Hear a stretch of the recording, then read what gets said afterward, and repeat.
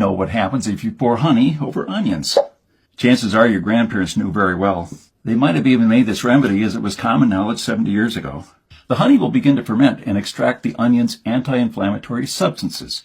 Onions also contain allicin, a powerful natural antibiotic that is effective against throat and lung infections. Leave the jar on your kitchen counter. In about 12 hours, your medicinal syrup will be ready. You should make it at the first sign of a cold or flu, or if you're dealing with a stubborn cough.